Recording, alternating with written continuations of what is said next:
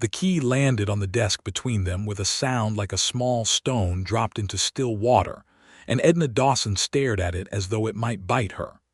It was a brass key, worn smooth at the edges, the kind that opened something important, the kind that someone had carried close for a long time. Sheriff Abraham Underwood's hand had just released it, and now he stood on the other side of his desk in the Harlan Creek jailhouse, his jaw set hard, his gray eyes steady in that infuriating way he had, saying nothing, because he was a man who had always believed that actions carried more truth than any sentence he could construct. Abraham. His name came out of her like a wound splitting open. "What is this? You know what it is. I want to hear you say it." He was quiet for a moment. Outside, the August sun hammered the main street of Harlan Creek, New Mexico territory, and the cicadas were screaming in the cottonwood trees, and somewhere down the block Edna could hear the piano in the saloon playing something slow and mournful, as though the whole town already knew what was happening inside this jailhouse and had decided to provide accompaniment. It was 1882, and she had arrived in June with a single trunk and a one-way ticket she had told everyone was a round trip. And now the summer was dying and the morning stage to Santa Fe left at 7 o'clock tomorrow, and she had not yet packed a single thing. "It is the key to the house on Sycamore Street," Abraham said.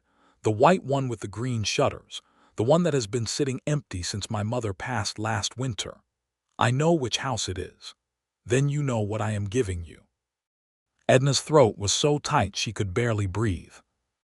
She had come to Harlan Creek with a secret that would have gotten her killed in 3 other towns, and she had planned to stay only long enough to find what she needed and then disappear. And instead she had spent 2.5 months learning the exact angle at which the morning light came through the window of the Harlan Creek General Store where she worked, and the way Abraham Underwood tilted his head when he was thinking hard about something, and the particular quality of silence between them when they sat on the jailhouse steps in the evenings, which was a silence that felt less like emptiness and more like a room furnished with everything she had never been able to say out loud. She had not planned on any of this. She had planned on survival. "I cannot take your mother's house," she said. "It is my house now. I am choosing who lives in it." "Abraham, I have to leave tomorrow. The stage leaves every morning," he said. "There will be another one next week, and the week after that." He pushed the key a fraction of an inch closer to her across the desk. "I am not asking you to stay forever. I am asking you to stay long enough to stop lying to me about why you came here." The word cut through her like a cold wire. Lying. She took a breath and looked at the key and thought about the letter folded in her corset, the one she had been carrying since St. Louis, and the name on that letter, and the grave that the name was supposed to lead her to, and the inheritance that was hidden inside it, and the man in Santa Fe who had hired someone to make sure she never reached it. She had thought no one in Harlan Creek knew. She had been so careful. She had used a different surname, told people she was visiting a cousin, kept her questions casual and scattered. She looked up at Abraham. His gray eyes were patient and sad and absolutely certain. He knew everything. That was when she understood that the key was not just a gesture. It was a shelter. It was a man who had watched her navigate a hidden motive and a dark past and a trap that had been closing around her for weeks, and who had decided, without fanfare or declaration, to stand between her and all of it. Edna Dawson had come to Harlan Creek, New Mexico territory, in the first week of June, 1882, on a Tuesday morning when the heat was already ferocious before 8 o'clock, and the red dust from the stage road coated everything it touched. She had not intended to feel anything about the town. It was a means to an end, a place on a map, a name in a dead man's letter. Her father, Raymond Dawson, had died in St. Louis in April after a long illness, and among his papers she had found a letter addressed to her in his handwriting, sealed with red wax and dated 3 years earlier, which meant he had written it when he still could, when he still believed there was time to set things right, and had trusted it to his lawyer to deliver at the appropriate moment, which the lawyer had interpreted as the moment of Raymond's death. and which had arrived on Edna's doorstep on a gray April morning that smelled of river mud and coal smoke. The letter explained that Raymond Dawson had not always been the quiet, careful bookkeeper Edna had known in St. Louis. Before St.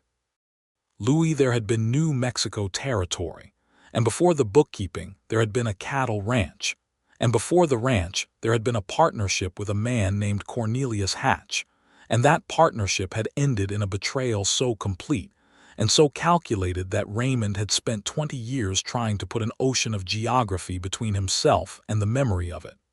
Cornelius Hatch had stolen everything: the ranch, the cattle, the water rights, and a sum of money that Raymond had earned through 5 years of grinding labor and careful saving, money he had intended to use to build a life for himself and eventually for Edna's mother, who had been waiting for him back east. Hatch had forged documents, bribed a judge in Santa Fe, and had Raymond arrested on fabricated charges of claim jumping. By the time Raymond had proven his innocence and secured his release, Hatch had sold the ranch and vanished, and Raymond had nothing but his life and the clothes he stood in, and a hatred so refined it had hardened into something cold and purposeful. He had gone to St. Louis. He had rebuilt slowly, methodically. He had married Edna's mother. He had raised Edna. He had never spoken of New Mexico territory. But he had also, secretly, for 20 years pursued every legal avenue available to him, and in the last year of his life, through a lawyer named Prescott Ansley in Santa Fe, he had succeeded in having the original land grant restored to the Dawson name in territorial court. The ranch outside Harlan Creek, which Cornelius Hatch had long since sold to a cattle company from Texas, was legally Raymond Dawson's, and now it was legally Edna Dawson's. The inheritance was real. The ranch was real. And Prescott Ansley had written to Edna with his congratulations and his detailed instructions for claiming it. The problem was that Cornelius Hatch was also real, and still alive, and living in Santa Fe, and very much aware that the Dawson name had resurfaced in territorial court, and very much disinclined to permit a 23-year-old woman from St. Louis to walk into Harlan Creek and claim land that he considered his by right of occupation even if not by law.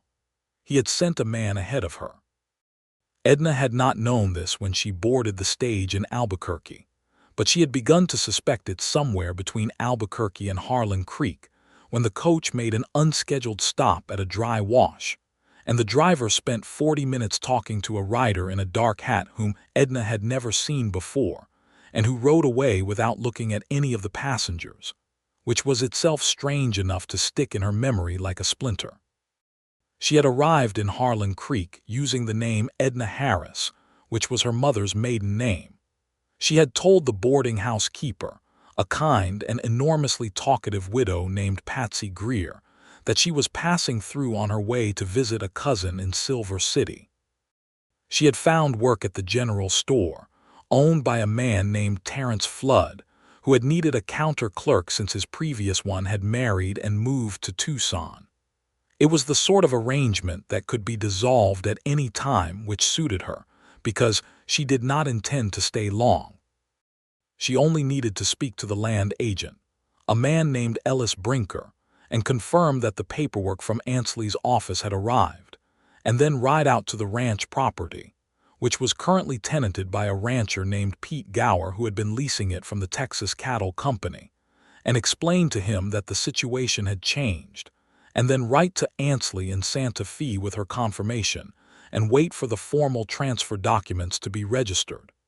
It should have taken 2 weeks. It had taken 2.5 months, and counting, because nearly everything had gone wrong. The paperwork from Ansley's office had not arrived at Ellis Brinker's land agency. Brinker himself, a nervous thin man with an unfortunate mustache, had told her on her 3rd day in town that he had received no communication from Santa Fe regarding any Dawson claim, and that without documentation he could do nothing, and that she might want to write to the territorial capital herself. She had written. She had received no reply. She had written again, still nothing. She had then written directly to Ansley and received a troubling letter in return, in which Ansley explained that he had sent the documents twice and could not account for their failure to arrive, and that he was beginning to suspect the postal situation between Santa Fe and Harlan Creek had been compromised, which was his careful lawyer's way of saying that someone was intercepting the mail. Cornelius Hatch. It had to be Hatch. He had people in the territory, people who knew the roads and the post riders and the unofficial channels through which things could be made to disappear. Edna had come to this conclusion on a hot July evening while sitting on the steps of Patsy Greer's boarding house, and the conclusion had filled her with a cold, clean fury that she found, to her own surprise, clarifying rather than paralyzing. She had also, by that point, already had 3 conversations with Sheriff Abraham Underwood, and those conversations had done something to her equilibrium that she had not anticipated. The first conversation had happened on her second day in town. She had been trying to locate the land agency and had turned left instead of right on Main Street, and had ended up standing in front of the jailhouse looking confused, and Abraham had come out of the door at that moment, and they had nearly collided, and he had caught her arm to steady her, and then they had both stepped back and regarded each other with that particular wariness of 2 people who have been surprised by an immediate and inconvenient awareness of the other. He was 31 years old. She had learned this later. He stood several inches taller than her, with the kind of build that came from actual work rather than from any particular vanity about it, broad through the shoulders, weathered in the hands. His face was the face of a man who had spent years thinking carefully before speaking, with deep-set gray eyes that seemed to register and file everything they saw, and a mouth that was stern in repose but capable of a smile that arrived slowly and then transformed the whole arrangement. He wore his sheriff's badge on a plain vest, no flourishes, no extra hardware, just the badge and a Colt revolver at his hip, and he carried both with the ease of long habit. "You look lost," he had said, which was so accurate that Edna had laughed before she could stop herself. "I am trying to find the land agency," she said. "Ellis Brinker. Other direction. 3rd building past the hardware store." He had paused, just arrived, yesterday, passing through, for a time. She had used her careful, noncommittal tone, the one she had been practicing since St. Louis. He had nodded slowly, as though he were storing the information rather than acting on it, and said that if she needed anything she was welcome to stop by the jailhouse, and she had thanked him and walked in the direction he had indicated, and had been acutely, irritatingly aware for the next half a block that he had remained standing where he was and might or might not be watching her go. She had told herself it was irrelevant. She was not in Harlan Creek to notice sheriffs. By the 3rd week of June, she had been in Harlan Creek for 18 days and had established herself thoroughly enough at Flood's general store that Terrence Flood had stopped watching her handle the counter and had started trusting her with the accounts. She was good with numbers, which was Raymond Dawson's legacy, and Flood was not, and so an arrangement had evolved in which Edna spent her mornings at the counter and her afternoons at a small desk in the back corner, going through the store's somewhat chaotic ledgers and making them coherent. It was during one of these afternoons that Abraham had come in. He had come in for coffee beans, which was apparently his habit every Thursday, 2 pounds of dark-roasted beans that Flood ordered specifically from an importer in Albuquerque. It was a small, particular luxury in what was otherwise an ascetic life. Edna had noticed the pattern. She noticed most patterns. It was how she had survived the past 2 months. She had wrapped the beans while he stood at the counter, and he had said, with the careful casualness of a man who was not being casual at all, "How are you finding Harlan Creek, Miss Harris?" "Quieter than I expected," she had said, which was true. "Where did you expect more noise?" "I am not sure. I suppose I had an idea of the West as a noisier place. It is in some parts." He had taken the parcel of beans and regarded her with those steady gray eyes. "Some parts are very quiet indeed. The quiet ones are often the interesting ones." She had met his gaze. "Are you saying Harlan Creek is interesting, Sheriff?" "I am saying," he had replied, that quiet places often have more going on beneath the surface than the loud ones. He had said it pleasantly, without any edge, and yet she had felt the sentence land precisely like a well-placed card. He knew something, or he suspected something. She could not tell which. She had smiled her best non-committal smile, and said she supposed that was true of most places, and he had paid for the beans and left. And she had sat very still for several minutes afterward, thinking about the fact that her pulse had accelerated during that exchange, in a way that had nothing to do with anxiety, and everything to do with something considerably more inconvenient. By the first week of July, Edna had a problem that had nothing to do with Abraham and everything to do with a man named Dale Cutter. She had first noticed Dale Cutter on July 3rd, at the 4th of July celebration that Harlan Creek held one day early because the circuit preacher was coming through on the actual 4th, and Patsy Greer believed a town could not properly celebrate its nation's independence while simultaneously attending a church service. Cutter was a lean, watchful man in his early 40s with a flat-brimmed hat and eyes that moved constantly, cataloging exits and entrances and faces in the way of a man whose survival had always depended on knowing where everyone was. He had arrived in town 3 days before the celebration on a bay horse with no distinctive markings, which was itself a kind of distinctive marking, because men who chose ordinary horses in New Mexico Territory in 1882 were often men who did not want to be remembered. He had taken a room at the Harlan Creek Hotel, which was the establishment one step above Patsy Greer's boarding house, and he had told anyone who asked that he was a cattle buyer traveling through to look at stock in the area. This was plausible enough that no one questioned it, because cattle buyers were common in the territory. But Edna had watched him at the celebration and noticed that he did not look at the cattle in the adjacent pens with the eye of a man who knew cattle, and he did look at Edna herself with the eye of a man who had been given a description and was confirming its accuracy. She had gone home that evening and sat on her bed in Patsy Greer's boarding house for a long time, very still, thinking about Cornelius Hatch in Santa Fe and the missing documents and the unscheduled stop at the dry wash. She was being watched. Possibly she was in danger. The exact shape of the danger was not yet clear, but she recognized its texture, the way the air changed when someone intended you harm and was patient enough to wait for the right moment. The following morning she had gone to the general store and worked her shift, and then done something she had not planned to do. She had walked to the jailhouse.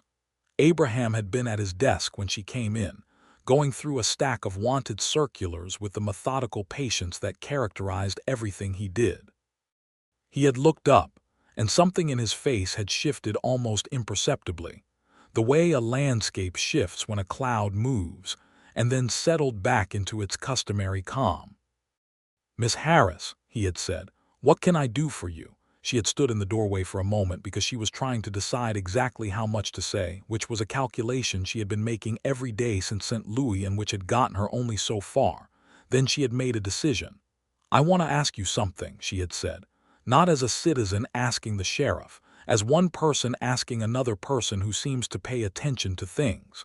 He had set down the circulars. "All right." The man who arrived 3 days ago, staying at the hotel, lean, dark-hat bay horse. Dale Cutter, Abraham had said immediately, which told her he had already cataloged exactly what she had cataloged. "Do you know who he is?" "Not by name. I ran the name he gave me and got nothing in the Santa Fe records." He had paused. "I know what he is, though. I have seen his kind enough times to recognize the shape of the work." "What kind is that?" she had asked, though she already knew. "A man who is watching somebody," Abraham had said quietly, "and waiting." The air between them had changed then. It had become weighted with the thing that neither of them had said, which was that they both knew he was watching Edna, and that Abraham had known it, possibly before she did, and had been deciding what to do about it. "Miss Harris," Abraham had said, and the name had come out of him with a particular quality, not accusatory but not entirely accepting of the fiction either. "Is there something you want to tell me?" She had looked at him for a long moment. The late morning light came through the jailhouse window and fell across his desk and the worn edge of his badge and the hands he had folded patiently on the table. He was not pushing. He was simply leaving the door open. "Not yet," she had said finally.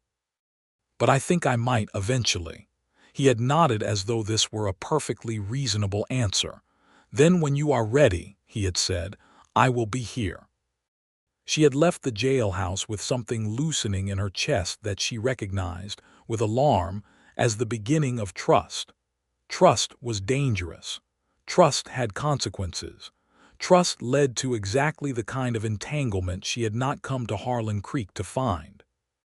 She went back to the general store and threw herself into reconciling 3 months of Terrence Flood's accounts, which were wrong in 7 different places, and did not allow herself to think about gray eyes or patient hands or the particular quality of the silence she had left behind in the jailhouse when she walked out.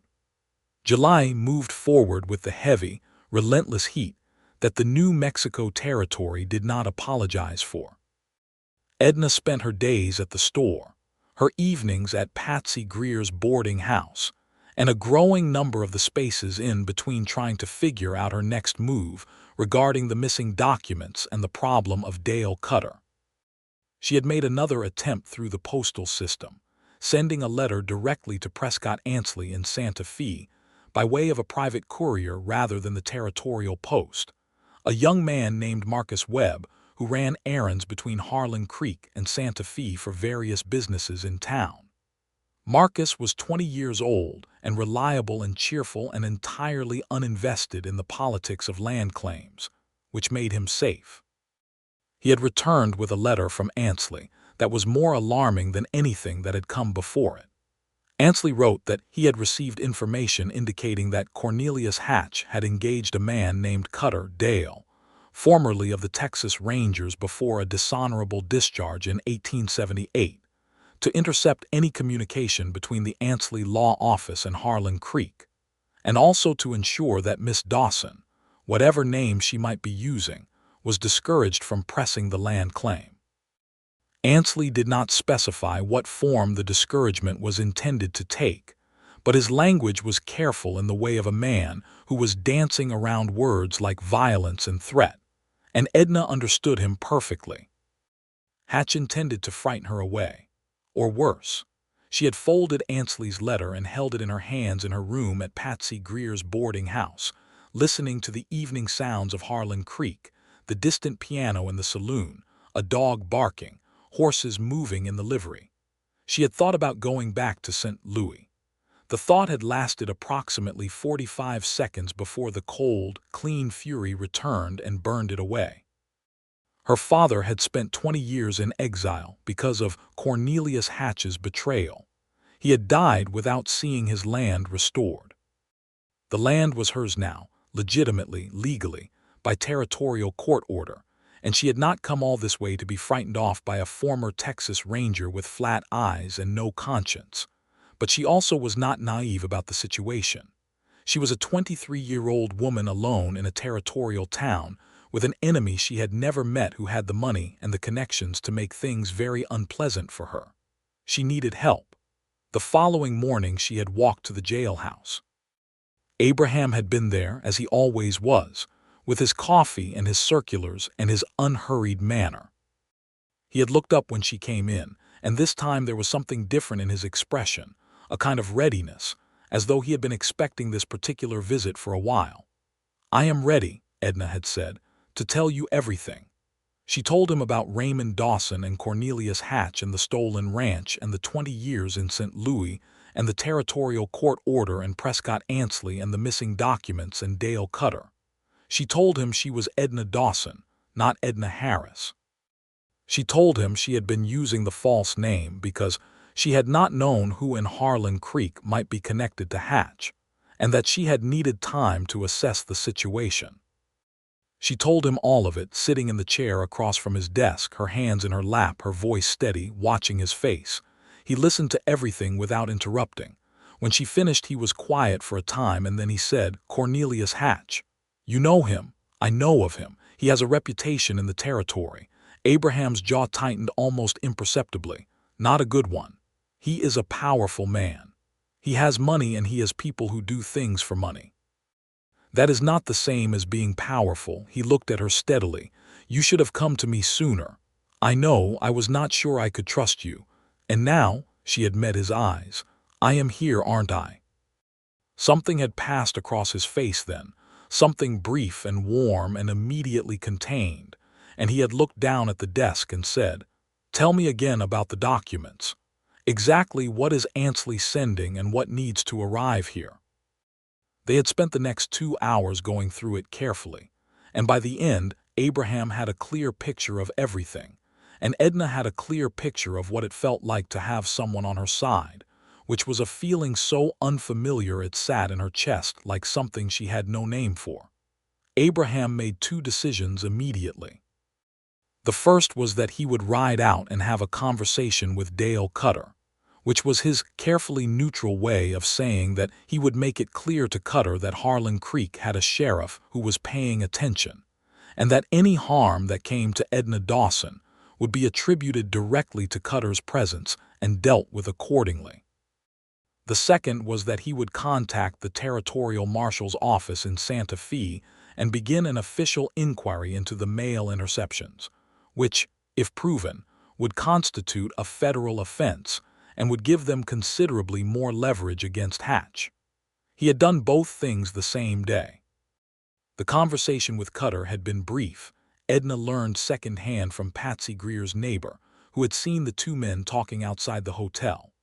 Cutter had left Harlan Creek the following morning, which should have been a relief and was, but which also told her that Hatch would simply send someone else or try another approach, because men like Hatch did not abandon their objectives over a single setback. She was right. 3 days after Cutter's departure, there was a fire. It happened on a Saturday night in late July, and it was not at Patsy Greer's boarding house or the general store or anywhere that would hurt Edna directly. It was at Ellis Brinker's land agency, which burned to the ground in the early hours of Sunday morning. The fire took all of Brinker's records with it, including, crucially, the space in which any newly arriving documents regarding land claims would have been filed. Brinker stood in the ashes on Sunday morning and kept saying that he could not understand how it had started, because he was certain he had put out the lamp before he left the previous evening, which Edna, who was watching from across the street, believed completely. Abraham was also there, moving through the ruins with a methodical calm that she had come to recognize as his anger expressed in productive form. He spent most of Sunday going through what could be recovered and talking to the 2 men who had been in the saloon next door on Saturday night, and had seen no one entering or exiting Brinker's premises before the fire, which told him not that no one had been there, but that whoever it was had been very careful and known how to move unobserved. That evening, for the first time, Abraham came to Patsy Greer's boarding house. He had come to talk about the fire and the next steps regarding Ansley's documents, which was the explicit reason, and Patsy Greer had brought them lemonade and hovered in the hallway for a while before her better manners got the better of her curiosity, and she retreated to her parlor. They had sat on the porch in the long August evening, because August had arrived while Edna was not paying attention, and the air had that quality that desert air gets in the last hour before dark, when the heat relents slightly and everything smells of dry grass and cooling stone. "Brinker is willing to start over," Abraham had said. "He has the energy for it, which is more than most men would have. And the territorial marshal's office has confirmed they are looking at the mail routes out of Santa Fe, which means they are looking at Hatch. They are looking at the situation. Hatch is a wealthy man and he has friends in the capital. They will be careful." Edna had been quiet for a moment, watching the last of the sun leave the western sky. "He is not going to stop," she had said. "Even if the documents arrive, even if the land is formally transferred, he will keep finding ways to make it difficult." "Probably," Abraham had agreed, with the honesty she had come to value in him precisely because he did not soften things to make her feel better. He told her what he thought was true. "So what do I do?" "You stay," he had said. "You do not let him drive you out. You put your name on the land and you make it known that you are there and that you are not going anywhere. Men like Hatch depend on the people they threaten being willing to disappear. When you refuse to disappear, it changes the calculation." She had looked at him then in the fading light, and he had been looking at the street, his profile quiet and certain, and she had thought that she had never met anyone quite like him, this man who was so still at the surface and so completely, unmistakably present beneath it. "You make it sound simple," she said. "It is not simple," he said, "but it is clear. And clear is the next best thing." They had sat there for another hour, and the lemonade had gotten warm, and Patsy's cat had come and arranged itself on Abraham's boot and gone to sleep, and the conversation had wandered from Hatch and the land claim to other things, to Raymond Dawson and what Edna remembered of him, which was the particular smell of his office in St. Louis, and the careful way he had explained his bookkeeping system to her when she was old enough to understand it, as though he were giving her a gift. She talked about her mother, Eleanor, who had died when Edna was 16, and whom she missed the way you miss a room you used to live in and cannot return to. Abraham talked about his mother, Margaret, who had died the previous winter and left him the house on Sycamore Street, which he had not been able to bring himself to sell, but also could not quite bring himself to live in, because every room in it smelled like her presence and her absence at the same time. It was the most either of them had talked in a very long time, and they both seemed to know it, and neither of them said anything about it, because to say it out loud would have been to acknowledge how thoroughly the evening had become something that had nothing to do with land claims or sheriffs or safety. August in Harlan Creek had a rhythm to it that Edna had not anticipated finding beautiful, but it was, in the way that unornamented things sometimes are. The town woke early, before the heat arrived, and did most of its living in the mornings and the evenings, with a long, slow midday pause when the sun was directly overhead, and the shade of every building was populated by someone sitting very still. She worked at Flood's store and had finished making his ledgers coherent, and had started on a new system for tracking his inventory that Flood had initially resisted, and then enthusiastically adopted, when it saved him from a significant overstocking mistake. She walked to the jailhouse in the evenings, sometimes. Sometimes Abraham walked to the boarding house.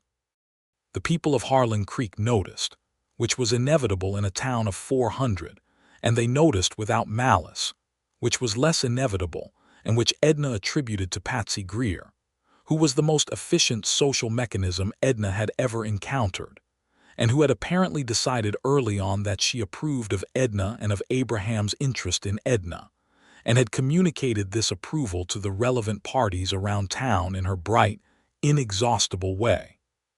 "He hasn't looked at anyone the way he looks at you since long before his mother passed," Patsy had told Edna one morning over breakfast, with the cheerful directness of someone who considered tact and affectation.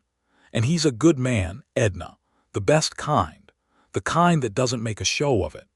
Edna had said that she was aware that he was a good man, and that it was not really the relevant consideration given her circumstances. Patsy had looked at her with the expression of someone who had decided not to argue, but fully intended to revisit the subject. The documents arrived from Santa Fe in the second week of August, carried by Marcus Webb, who had made the round trip twice more by now, and who had developed the faintly proprietary manner of someone who understands he is part of something important. The documents were complete. The certified copy of the territorial court order restoring the Dawson land grant, Prescott Ansley's formal certification of Edna's identity as Raymond Dawson's heir, and a covering letter from the territorial marshal's office confirming that they had opened a formal inquiry into the mail interference, and that any further interference would be prosecuted. Ellis Brinker, working out of a temporary office in the back room of the hardware store, while his own building was being rebuilt, had registered everything with evident satisfaction, and had presented Edna with a formal receipt of filing that made her the recognized legal owner of the Dawson property outside Harlan Creek. She had held the receipt in her hands and felt something move through her that she could not quite identify. It was relief, certainly, and triumph, the cold, clean fury rewarded at last, but there was something else beneath those, something more complicated, something that had to do with the fact that the reason she had come to Harlan Creek was now accomplished, and that the reason she could still find to stay was no longer the land claim. She had told Abraham that evening. She had gone to the jailhouse and put the receipt on his desk and said, "It is done." He had looked at the receipt and then looked at her, and she had watched his face for something that would tell her what he was feeling, which was difficult because Abraham Underwood's face told you what he chose to tell you and no more. But there was something, a tightening at the corners of his eyes, a fractional shift in his expression that might have been the face of a man preparing himself for a loss. "Then you are done with Harlan Creek," he had said quietly. "The stage to Santa Fe leaves at 7 in the morning," she had replied. "I know," he had said. "I know when the stage leaves." She had wanted in that moment to say something. She had been composing the sentences in her head for days, arranging and rearranging them, and none of them came out right. None of them were honest enough or brave enough or worth saying if you were only going to say them to then get on a stage and leave. So she had said nothing, and he had said nothing, and she had taken the receipt back and thanked him and left. She had not packed. She had gone back to her room at Patsy Greer's boarding house and sat on her bed and stared at her single trunk, which was open, and did not put a single thing into it. The morning stage for Santa Fe left at 7 o'clock. At 6:15 in the morning, Edna Dawson was dressed and sitting on her bed with her trunk unopened when she heard footsteps on the boarding house porch, and then a knock at the front door, and then Patsy Greer's voice saying something Edna could not make out, and then footsteps on the stairs, and then a knock at her bedroom door. "There is someone here for you," Patsy called through the door. "Official business," he says, though I cannot imagine what official business looks like at 6:15 in the morning except the kind that wears a badge. Edna had stood up very slowly and opened the door and walked downstairs. Abraham was standing in Patsy Greer's front room, hat in his hands, in the posture of a man who had rehearsed what he was going to say, and had then arrived and found that the rehearsal was inadequate. "You didn't pack," he said. It was not a question. "How do you know I didn't pack?" "Because Patsy Greer would have been at my door at midnight to tell me if you had started packing," he said, and there was the slow, transforming smile, brief and real, and then it was gone and he was serious again. She waited. He reached into his vest pocket and took out a key and held it for a moment, looking at it, and then he walked past her into the hallway and set it on the narrow table that Patsy used for mail and calling cards, and then he turned to face her. "Come to the jailhouse when you're ready," he said. "We should talk." He put his hat back on and went out. She had picked up the key, which was how they had arrived at the moment in the jailhouse with the brass key on the desk between them and Abraham, saying that he knew she had been lying to him about why she came to Harlan Creek, and the cicadas screaming in the cottonwoods, and the mournful piano in the saloon. "I did lie to you," she said, which cost her something to say because she had spent a long time being careful and precision honest with herself about what she had and had not done. "Not about the land claim. You know everything about that. About the other thing, the reason you didn't leave," she looked at the key, she looked at him. "Yes, Edna." Her real name in his mouth, not Miss Harris, not Miss Dawson, just her name, sounded like something he had been saving. "I am not a complicated man. I am not going to ask you to do anything you don't want to do, but I need you to understand that when I gave you that key I was not making a temporary offer. I am not the kind of man who makes temporary offers." He paused. "I am also not going to stand here and pretend I don't know what has been happening between us for the past 2 months, because that would be dishonest, and I think we have both had enough of dishonesty from various directions." Abraham, she said, and her voice came out softer than she intended, I came here to get my father's land back. That is why I came. I did not come to. She stopped. I know why you came, he said patiently. I'm asking you to tell me why you stayed.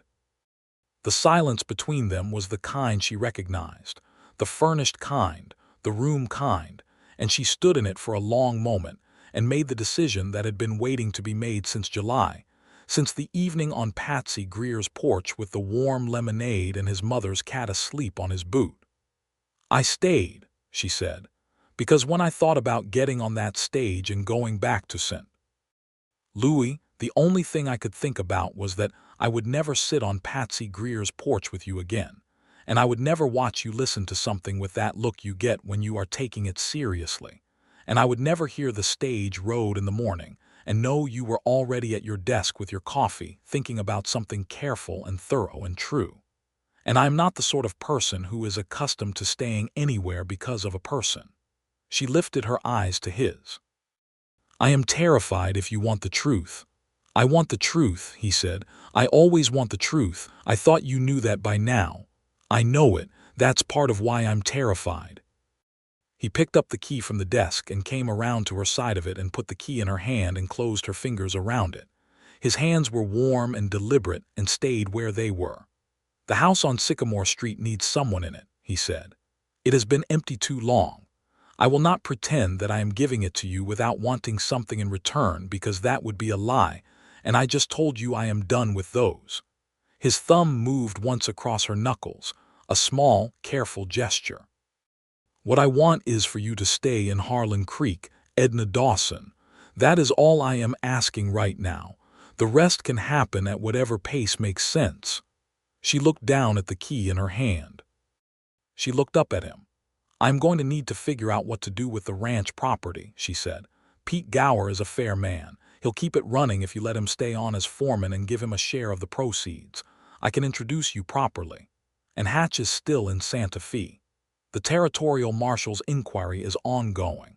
His leverage in this situation has been substantially reduced. He's not finished, but he's considerably less dangerous than he was in July. Abraham's jaw was firm, and I am still the sheriff of Harlan Creek. You cannot protect me indefinitely. I'm not proposing indefinitely, he said. I'm proposing today, and then tomorrow, and we'll take it from there. She felt the key warm in her hand from his. She felt the summer in the room, the August heat and the cicada sound and the slow, inexorable approach of everything she had been resisting for 2.5 months. All right, Edna Dawson said. I will stay. The house on Sycamore Street was everything its exterior had suggested it might be, which was a house that had been built with intention and maintained with love. It was 2 stories, white painted, with green shutters that needed some touching up and a front porch that caught the morning light in a way that made Edna's chest do something complicated the first time she unlocked the door with the brass key and stepped inside. Margaret Underwood had been a woman of order and warmth. That much was clear from her house. The rooms were furnished simply but thoughtfully, with a parlor that had good light and a kitchen that had been organized by someone who understood that a kitchen should be comfortable to work in.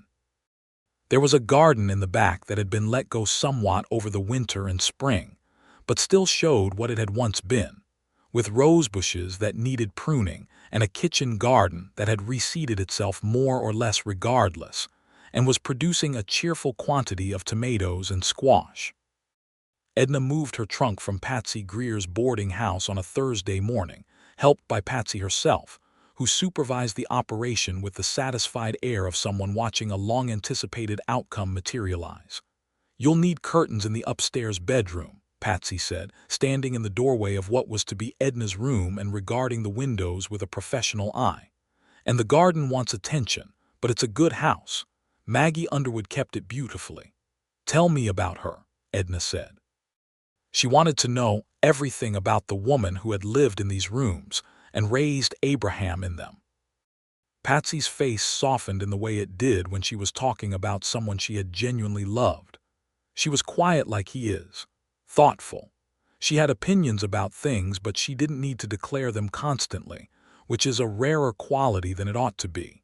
She came to Harlan Creek with Abraham's father when Abraham was 3 years old, and she built this house and this life with her own hands as much as anyone's. Frank Underwood, Abraham's father, died of a fever when Abraham was 14, and she raised him the rest of the way herself. Worked hard, never complained about it. Patsy paused. She would have liked you. You don't know that. I know it exactly as well as I know anything, Patsy said comfortably. She would have liked the backbone in you. She recognized that quality. It was the one she most relied on herself. Edna spent that first evening in the house on Sycamore Street cleaning and putting things in order and getting acquainted with the rooms.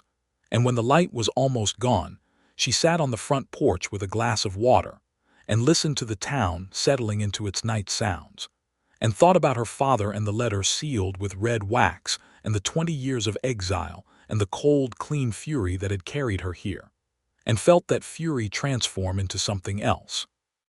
Something that was still purposeful but was less cold, a kind of warmth that had direction in it rather than merely heat.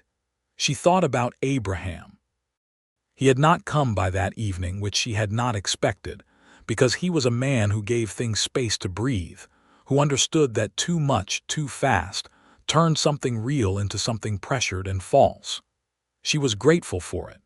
She admitted to herself honestly in the privacy of the dark porch, already looking forward to seeing him in the morning. She met with Pete Gower the following week, with Abraham present not as sheriff, but simply as someone who knew both of them and could be relied upon to ensure the conversation was straight. Pete Gower was a big, sunburned man in his early 40s with honest hands and the look of someone who had been dealing with uncertainty about his tenure for months and was relieved to have it resolved. He had known the land changed hands through the courts, had been keeping on with his cattle and his work and his careful neutrality, and when Edna proposed the arrangement Abraham had suggested, a formal lease with Gower taking 25% of the annual proceeds in exchange for managing the property and its cattle, he had shaken her hand with visible relief and said she was a fair woman and he was glad to work for her. "Your father's cattle," he said, a little awkwardly because he knew the story by now. It was a small town. "They're good animals, good bloodlines. The herd has grown considerably since the Texas company had it. You've a solid piece of land, Miss Dawson." She had ridden out to see it on a September morning because September had come without her noticing, which was itself a kind of measure of how thoroughly her life in Harlan Creek had become its own thing rather than an interruption. Abraham had ridden with her. They went out in the early morning, before the worst of the heat, on 2 horses from the livery, and the ride took them out of town and through the broad, flat valley where the creosote grew in silver-gray rows, and the mountains stood at the edges of the world in shades of blue that changed as the light changed.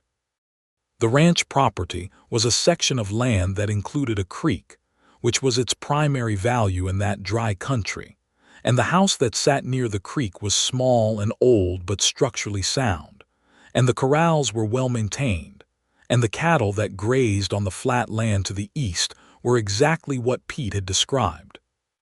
Edna had stood at the fence of the nearest corral and looked at the cattle and tried to connect them to the letter sealed with red wax and the 20 years in St. Louis in her father's quiet, careful face, and found that the connection was real but not crushing, which surprised her.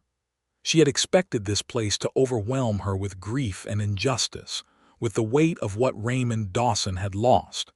Instead, it felt like something handed forward, like a continuation of a story that had been interrupted and was now at last resuming. "Are you all right?" Abraham asked beside her. "I think so," she said. "I think I'm better than all right." She turned to look at him. "I think my father would have liked this moment." Abraham nodded slowly. "The restoration of a just thing," he said. "I think people can feel those, even after they're gone." She had looked at him, this quiet, certain man in the morning light with the mountains behind him, and had understood with complete clarity that she was in love with him. The understanding was calm rather than turbulent, which was characteristic of everything that happened between them. It did not arrive like a revelation, but like the recognition of something that had been true for some time and was only now being formally acknowledged. She did not say it. They were standing at a cattle fence in the September morning, and the moment did not require words. But she held it, this knowledge, the way she had held the brass key, warmed in her hand.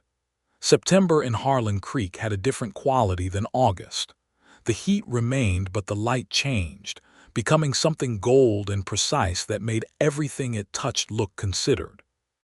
The cottonwood trees along the creek began their slow turn, their leaves going from green to a yellow so bright it looked lit from within, and the mornings arrived with a crispness that promised the eventual coming of fall.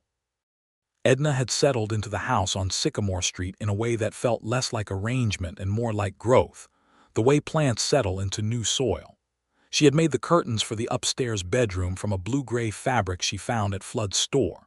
She had tackled the kitchen garden and rescued what she could of it, and planned what she would plant in the spring. She had pruned the rose bushes and been surprised to find they responded immediately, putting out new growth within 2 weeks, as though they had been waiting. She had also established a routine with Abraham that felt natural enough that she sometimes had to remind herself it was new, that it had not always been this way. He came to the house on Sycamore Street 2 evenings a week for dinner, which Edna had insisted on cooking herself, because her mother had taught her, and cooking was one of the ways she thought clearly. They sat at the kitchen table and ate and talked about everything and nothing, about Harlan Creek and its people, about the territorial politics that were always in some state of agitation, about books, which they both read and which provided an inexhaustible supply of things to disagree about pleasantly. There were also the evenings when they did not have dinner, but simply sat on the porch of the house on Sycamore Street in the last light, not necessarily talking much, which was its own kind of intimacy, the comfort of shared silence. Edna had come to prize those evenings enormously. There was a quality to them that she had not experienced before, a sense of being genuinely known and genuinely at ease in the presence of another person. The question of Cornelius Hatch resolved itself in October, not through any dramatic confrontation, but through the grinding mechanics of territorial law. The marshal's inquiry had produced evidence sufficient to charge Hatch with mail interference and conspiracy to intimidate a party to a legal proceeding, both federal offenses. Prescott Ansley had written with the news, his letter arriving in perfect condition now that the mail situation had been addressed. Hatch had engaged the best lawyers money could buy in Santa Fe, but the evidence was solid, and his lawyers were advising him to settle. The settlement involved, among other things, a formal agreement not to contest the Dawson land grant and a payment to Edna that Ansley described as substantial and which, when the actual figure arrived in a subsequent letter, made Edna sit down very abruptly at the kitchen table and stare at the paper for a long time. She showed Abraham that evening. He read the figure and looked at her. "That is a significant amount of money," he said carefully. "It is the amount Hatch stole from my father in 1862, with 20 years of interest effectively," she said. "Ansley negotiated it on that basis." The lawyers agreed because the alternative was a criminal conviction and a figure potentially much higher. "Hatch is a man who makes calculations," Abraham said. "He calculated that this was the cheaper outcome." "He is probably right," Edna said, "and I find I don't much care about his calculation. The result is the same.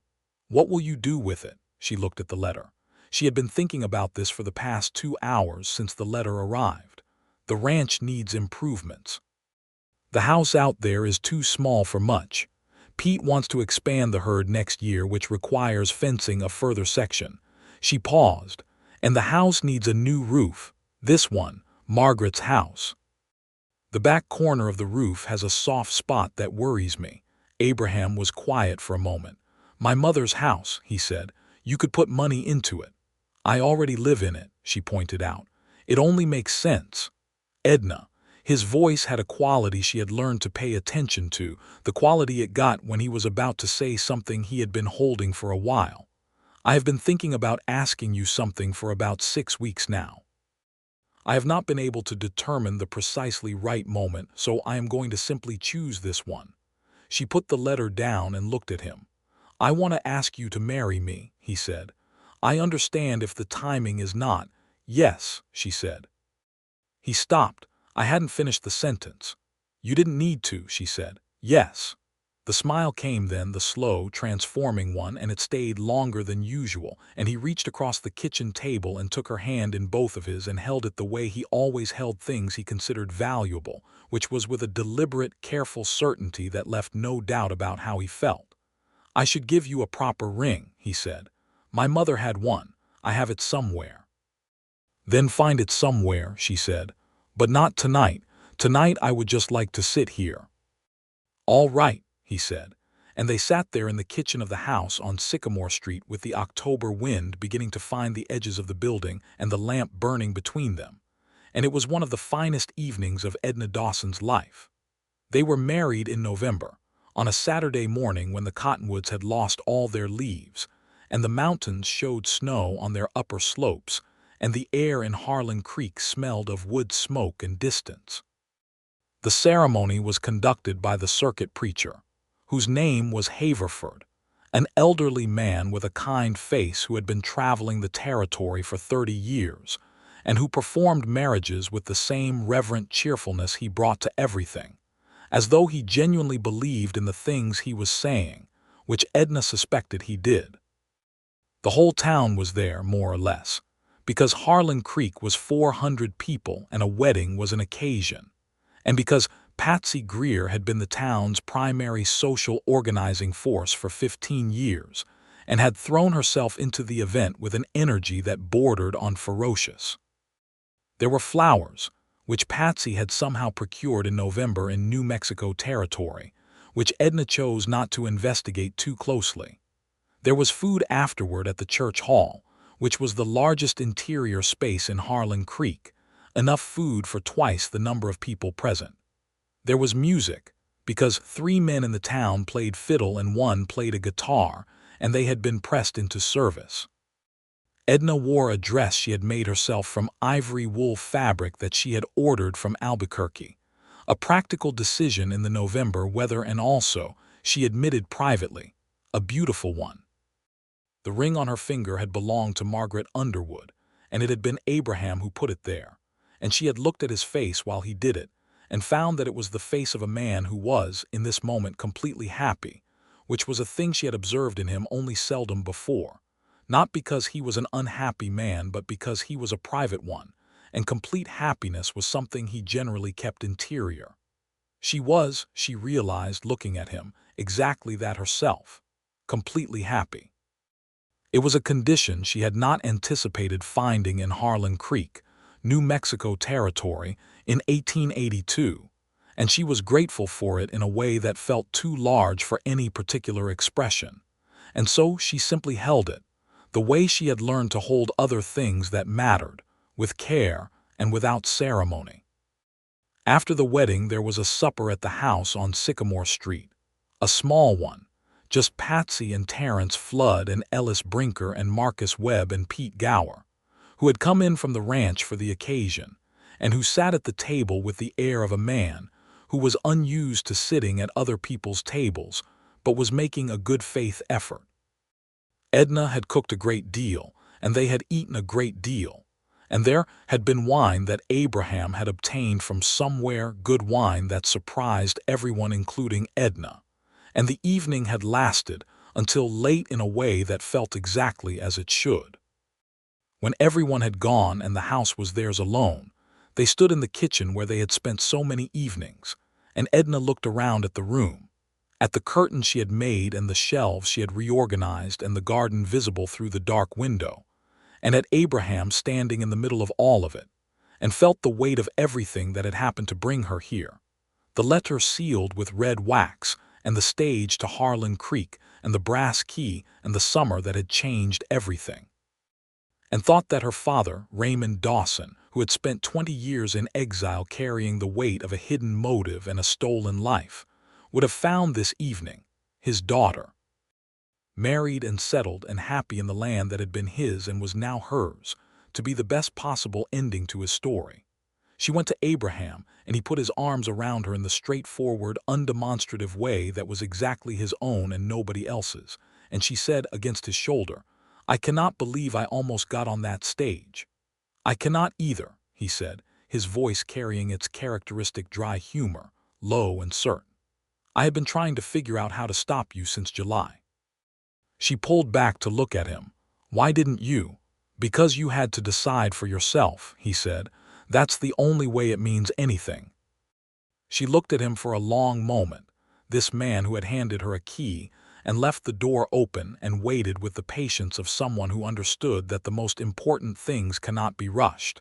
And she thought that this was perhaps the truest thing about Abraham Underwood, this understanding, and that it was also the reason she loved him as completely as she did. "It means everything," she said. The winter that followed was the first Edna had experienced in the territory, and it was not what she had expected, which was a mild version of a St. Louis winter. It was its own thing entirely, cold in the mornings with a clarity that made the air seem to ring like a bell struck once and left to resolve, and warmer in the afternoons, and the nights deep and starlit in a way that St. Louis, with its river fogs and its coal smoke, had never shown her. She learned to build a fire in the kitchen stove with the efficiency it required, and to bank it at night so the kitchen was warm when she came down in the morning. Abraham was at the jailhouse during the days as he always had been, but he came home to the house on Sycamore Street in the evenings, which was a thing that still occasionally caught her off guard, the simplicity and completeness of it, that this was where he came home, that home was where she was.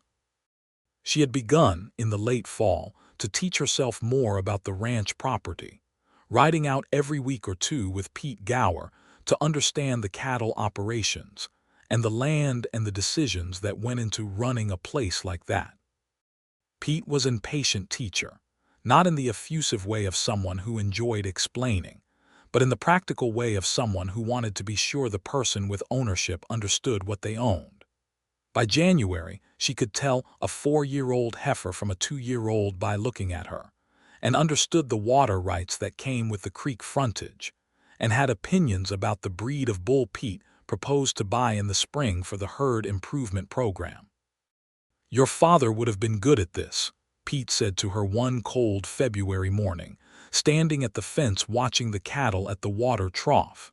He had heard the story by now, everyone had. "From what you've described of him, he had the kind of mind for it. He had a mind for numbers," Edna said. "That's what this comes down to, a good part of it, understanding what the numbers mean." "That's a fair piece of it," Pete agreed.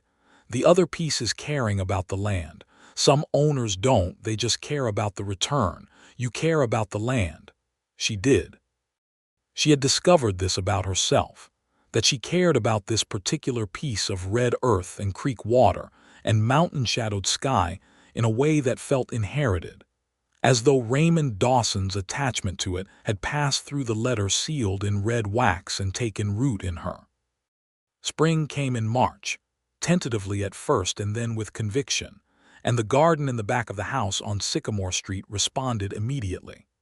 She planted what she had planned in the fall, tomatoes and beans and squash, and a row of sunflowers along the back fence that were purely for their own sake, because the territory's light deserved something that was made of light. She was in the garden on a warm April afternoon when Abraham came home early, which was unusual enough that she knew immediately something had happened. He had a letter in his hand. He stood at the garden gate and held it out to her. It was from Prescott Ansley in Santa Fe. Cornelius Hatch had died in February. A heart ailment, long-standing, apparently.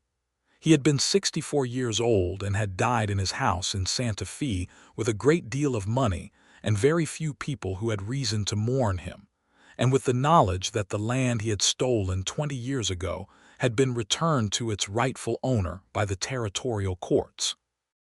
Ansley wrote that he thought she would want to know, and that the death formally closed the last open matter relating to the Dawson land claim, and that he considered the case complete in every respect. Edna read the letter twice. She stood among her tomato plants in the April sun and read it and then stood holding it. "Are you all right?" Abraham asked from the gate. "I don't know exactly what I feel," she said honestly. "I thought I would feel more, satisfaction perhaps, or even relief." She looked up at him. "I mostly feel as though a door that has been open for a very long time has just been closed, quietly, not dramatically, just finished." "That is how most things actually end," Abraham said, "not with noise." She walked to the gate and he opened it for her and she came through and he put an arm around her shoulders and she leaned into him for a moment, the letter still in her hand, the April garden warm behind them. "It is really over," she said. "The chapter with Hatch in it," he said. "Yes." She looked up at him. "And the chapter with me arriving on a stage with a false name and a secret." "That chapter ended in August," he said, "when you didn't pack." She laughed, which surprised her, and he smiled his slow smile, and it was, she thought, exactly the right way to close that door. The spring of 1883 brought other things besides the closing of the Hatch matter. It brought the birth of their first child, a boy they named Raymond for her father in May, on a warm Tuesday when the cottonwoods were in full leaf, and the house on Sycamore Street was full of the smell of beeswax, and the sounds of Patsy Greer being both enormously helpful and enormously excited in the kitchen downstairs. Raymond Underwood arrived in the early afternoon, and Abraham was there for every moment of it, which was not the universal practice of husbands in 1883, but was thoroughly characteristic of Abraham Underwood, who had decided that being there was the most important thing he could do and had acted accordingly. When the baby was clean and wrapped and placed in Edna's arms, Abraham had sat on the edge of the bed and looked at the two of them with an expression that Edna had no word for, and that she knew she would not forget. A kind of wonder expressed in a face that was usually so carefully composed, the wonder of someone encountering something that exceeded all prior calculation. "He looks like my mother," Abraham said very quietly. "He has your coloring," Edna agreed. The baby had Abraham's gray eyes, or the infant suggestion of them, and was dark-haired and solemn-faced in the way of newborns, regarding the world with the gravity of someone who has not yet decided whether it was worth the effort. "Raymond," Abraham said. The name came out of him with the weight of a tribute paid. "Raymond," Edna confirmed. "And when he is older and asks about the name, I want to tell him all of it, about his grandfather and the letter and the stolen land and the 20 years in exile and the restoration. I want him to know." "He will know," Abraham said, "all of it." The summer that followed was different from every summer Edna had previously experienced, because it was the first summer she was not going anywhere, not planning anything, not calculating the distance between herself and the next stage out of town. She was staying. She was already staying. She had been staying since August of the previous year, and she had simply never before allowed herself to settle fully into the knowledge of it. Harlan Creek in the summer of 1883 was exactly what it had been the summer before. Hot and dusty and cicada-loud and entirely itself. A small territorial town with 400 people and a saloon and a general store and a jailhouse and a house on Sycamore Street where the sheriff lived with his wife and their baby son, who slept in a cradle that Abraham had made in the winter from boards of pine, working in the evenings after supper with the quiet concentration he brought to all physical tasks. Edna worked at the store part-time, because Flood still needed her with the accounts, and she found that she liked the work and the people who came through the door, and the simple, satisfying routine of a ledger properly kept. She managed the ranch property from town, with Pete Gower sending his weekly report by rider and her decisions going back the same way, and the operation was running well. The new bull Pete had purchased in the spring proving his worth, the herd expanding. She had learned the territory, in the way you learn a place by living in it rather than visiting it. She knew the smell of rain coming across the mountains before it arrived. She knew which roads were impassable in the spring thaw, and which could be relied on year-round. She knew the people, not just Patsy Greer and Terrence Flood and Ellis Brinker, but the wider circle of Harlan Creek's population, the Mexican families who had been in the valley longer than any Anglo settler and who knew the land in ways she was only beginning to understand, the Pueblo trader who came through twice a year with pottery and blankets, and stayed at the edge of town in his own way that Harlan Creek respected more or less. The homesteaders and the cattlemen, and the miners from the hills to the north, who came to town on Saturdays. She had also learned, slowly and carefully, the injustices that ran through all of it, the ways in which the law that had eventually served her did not serve everyone equally, the ways in which land and water were contested along lines that had as much to do with race and money as with rights, the ways in which Abraham's job required him to navigate a system that was imperfect in deep structural ways, and that he navigated honestly, which was not the same as navigating it rightly in every case, and which cost him something when he could not do better. They talked about it as they talked about everything. It was one of the things she most valued about him, that he did not pretend the world was other than it was. He had chosen his job because he believed that law, imperfectly applied, was better than no law, and that within the law there was room to be fair when fairness was possible, and that doing what was right within the available space was not a small thing. She agreed with him.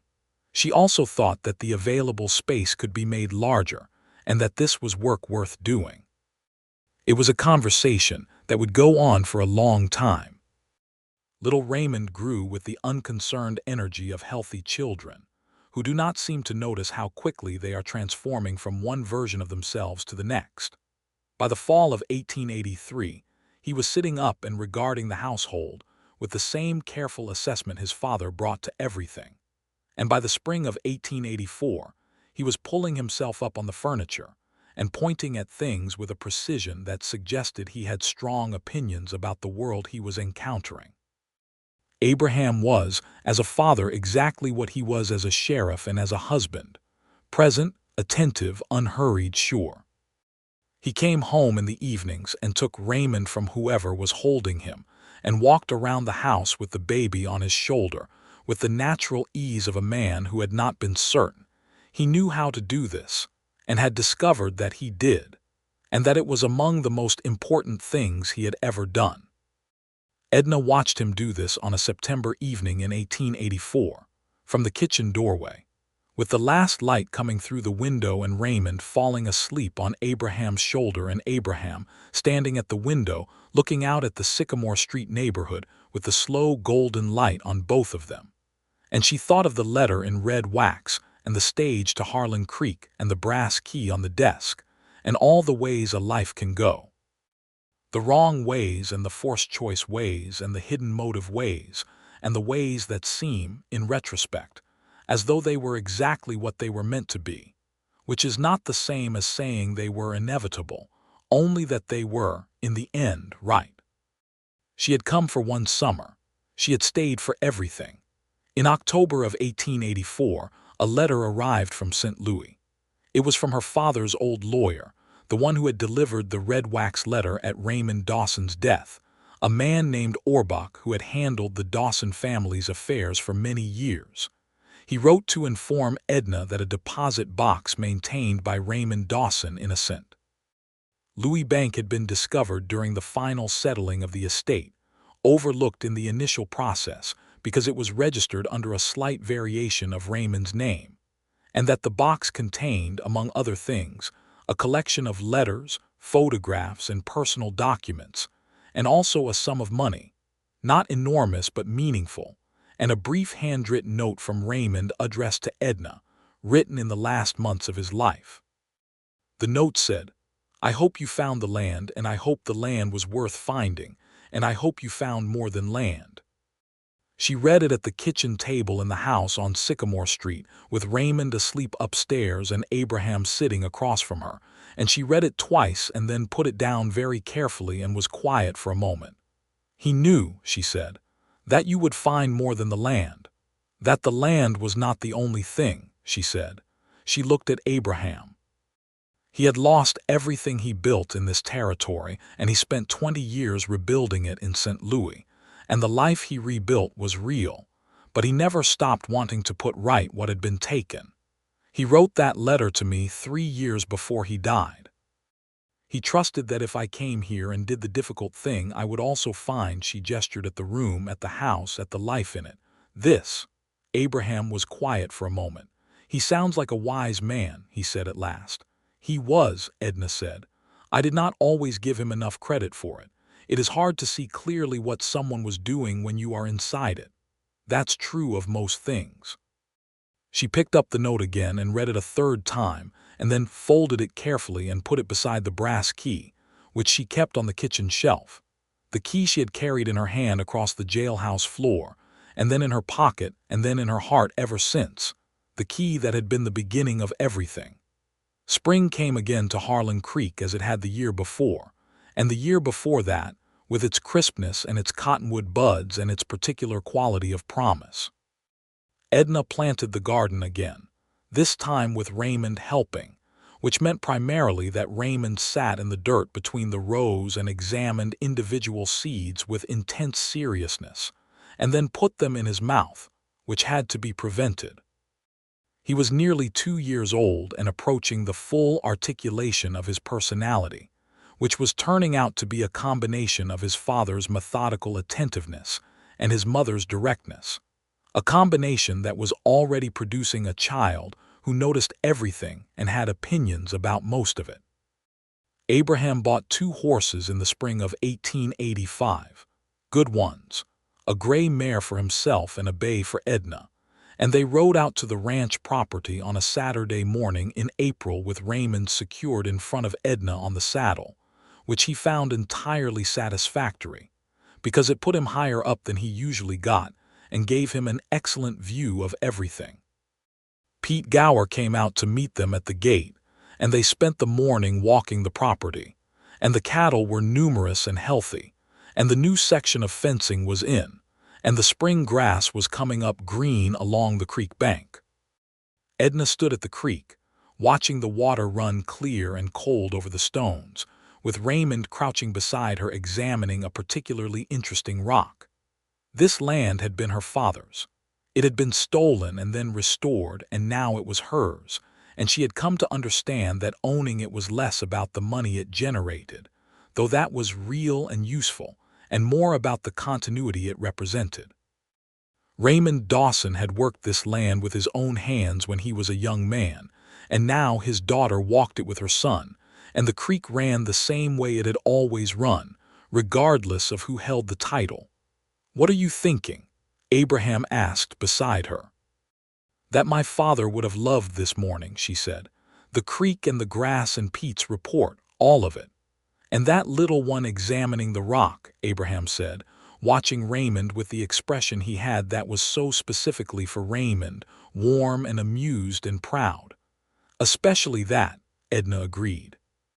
They rode home in the afternoon, and the mountains turned their blue into purple as the sun went west, and Raymond fell asleep against Edna's shoulder before they reached the edge of town, too tired for once to insist on maintaining his wakefulness, and she rode into Harlan Creek holding her sleeping son, and looking at the familiar profile of the main street and the jailhouse and the cottonwood trees and the house on Sycamore Street with its green shutters, and felt the particular, generous weight of a life that was exactly where it was supposed to be.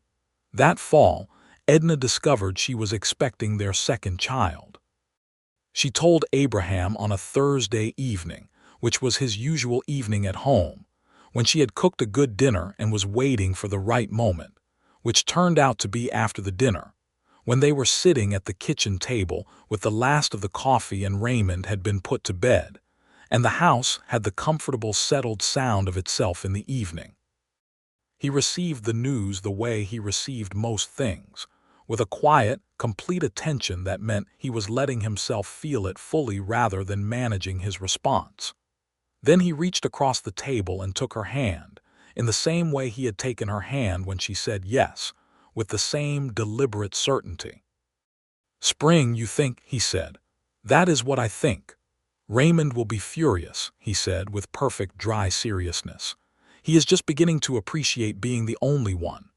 She laughed and he smiled, and the kitchen was warm and the lamp was bright, and outside in the darkness, the Harlan Creek night was doing what it always did, going on as it always had. The second child was a girl, born in April of 1886 on a morning when the last of the spring cold was still in the air, and the rose bushes in the back garden were just beginning to show their first leaves. They named her Alina for Edna's mother, and she arrived into the world with her own particular energy, which was different from Raymond's from the first hour, louder and more immediately declarative, as though she had something to say and intended to say it without delay. Abraham held Alina in the afternoon after the birth, in the same way he had held Raymond 2.5 years earlier, with the same careful wonder, and he said, "Alina," trying the name, and it sounded right. "Hello," Raymond said to his sister from across the room, in the careful social voice he was developing. He was almost 3 years old and had been told the baby was coming for some time and was treating the event with the gravity it deserved, which in his assessment was considerable. "Hello," Edna said to him, reaching out her free hand. "Come and see." He came and looked at Alina with absolute seriousness and then looked at Edna and said, "She is very small." "She is," Edna agreed. "You were that small once."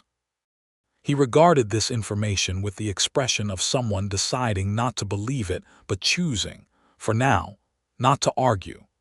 The years that followed were years that did not announce themselves as extraordinary, but were, in the accumulation of their ordinary days, exactly that. The children grew. The garden grew. The ranch property under Pete Gower's management expanded into a genuinely successful operation that provided enough to make life comfortable, and enough beyond that to put some by for the future. Abraham continued as sheriff of Harlan Creek, re-elected twice by the people of the town, respected in the way that people who are consistently fair tend to be respected, not loudly but as a fundamental assumption, the way people assume the sun will rise. Edna had extended her involvement in the town's affairs in ways that had begun modestly and grown. She had organized a small lending library from donated books, housed in a corner of the church hall. She had been part of the discussion, along with several other women in town, about establishing a proper school building, which the town had needed for years, and which finally came into existence in 1887, staffed by a young teacher named Clara Holt who had come from Kansas and who proved immediately excellent. Raymond Underwood was among the first students, and Alina would follow him 2 years later. Edna had also written, over those years, to Prescott Ansley several times, not about legal matters but about the general situation of land rights in the territory, which remained complicated and contested along lines she had come to understand more clearly with time. Ansley, who was a good man embedded in an imperfect system, as she had come to understand that good men often were, responded thoughtfully, and they had developed a correspondence that was partly practical and partly philosophical, about what justice looked like in a territory where the law was still finding its shape, and where the people most affected by it had had the least say in making it. She talked about all of this with Abraham, as she talked about everything with Abraham, in the evenings at the kitchen table or on the porch in the last light, and he brought to all of it the same quality he brought to everything: honesty and attentiveness and the willingness to sit with difficulty without rushing to resolve it prematurely. He had aged the way good things age, with a deepening rather than a diminishment. There were lines at the corners of his eyes that had not been there in 1882, and his dark hair had the beginning of gray at the temples, which was, Edna thought, entirely appropriate, as though the gray eyes had been working their way outward from the center, claiming more territory. He was still the most still person she had ever known, and still the most present, and she had come, over years of close observation, to understand that these were the same quality expressed in different ways. In the fall of 1889, New Mexico Territory was still not a state, though the discussion was ongoing in Washington, and the territorial capital remained a place of political maneuvering that Harlan Creek watched from a careful distance. Edna had been in the territory for 7 years by then, and she had lived through enough changes to have a long view of the place. And the long view was that it was a land of considerable beauty and considerable injustice, and people making their lives in the space between those two things, which was perhaps not so different from anywhere else. Raymond Underwood was 7 years old and had his father's gray eyes and his mother's directness, and an additional quality that belonged entirely to himself, a curiosity about how things worked that expressed itself in the careful disassembly of every mechanical object within his reach. He had already taken apart and successfully reassembled Abraham's extra pocket watch, which had earned him a measured combination of correction from his mother and concealed pride from his father. Edna Underwood was 3.5 and had decided opinions about everything, including which chair was hers, which side of the bed was hers when she climbed into her parents' bed on Sunday mornings, and which of Patsy Greer's cats was hers, a decision the cat itself had apparently also arrived at independently, since it spent most of its time on the Sycamore Street porch. Patsy Greer herself was thicker through the middle than she had been in 1882 and entirely unchanged in every other respect, and was still the most efficient social mechanism in Harlan Creek, and still brought food to the house on Sycamore Street on occasions that did not strictly require food, because she liked coming and she liked them. And Edna had stopped pretending this was unnecessary, and had simply begun expecting her on Tuesdays and Wednesdays. On a warm September evening in 1889, Edna Dawson Underwood sat on the porch of the house on Sycamore Street and watched the sun go behind the mountains and turn the sky above Harlan Creek, all the colors that the territory specialized in at that hour, the orange and the pink and the deep gathering blue, and listened to Raymond inside the house, explaining something at length to Abraham, who was listening with the attentiveness he brought to Raymond's explanations regardless of subject, because he believed that what a child chose to talk about was worth taking seriously, and Edna was at the other end of the porch with the cat, involved in a one-sided negotiation about whether the cat would accept being carried inside. The brass key was on its shelf in the kitchen. It had been on its shelf for 7 years. It was no longer a key to anything, since the house it had opened was hers in a way that had nothing to do with locks, but it sat on the shelf because it was the beginning of something, and beginnings deserved to be kept. She thought about the morning in the jailhouse when Abraham had pushed it across the desk and said, "You know what it is." She thought about the stage that had left without her at 7 o'clock in the morning. She thought about her father's letter and the red wax and the injustice that had driven 20 years of her family's history, and the restoration that had followed it, and all the things that had happened in the space that restoration had opened. She thought about the fact that she had come to Harlan Creek, New Mexico territory, in June of 1882 for one summer and one purpose, and that the purpose had been achieved and the summer had ended and she had not left, because Abraham Underwood had put a key on a desk and waited, and she had made a choice. She thought that this was, in its way, the whole story, a woman who came for one thing and found another and was brave enough to recognize it when she found it and stay. Abraham came out to the porch with 2 cups of coffee and sat beside her, and she took the cup and they watched the last of the light leave the sky together, and the mountains went from purple to black and the first stars appeared in the deepening dark. "What are you thinking about?" he asked. "Everything," she said. "All of it. The whole 7 years." And she looked at him. In the dusk his face was quiet and familiar and entirely itself. This face she had been looking at for 7 years and which she continued to find interesting, which was, she thought, the most important thing, not the drama of the beginning but the sustained interest of the long view. "And I am glad I didn't pack," she said. His smile came, the slow one, the one that transformed the whole arrangement of his face, and he looked back at the dark mountains. "So am I," he said. "Every day."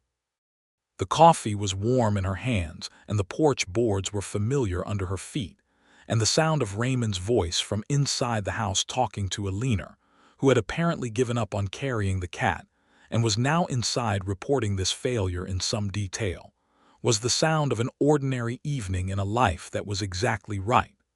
The stage from Santa Fe still left every morning at 7 o'clock. There would always be a stage, and there would always be somewhere to go. But Edna Underwood was not going anywhere. She was home, she was staying. She had always been going to stay,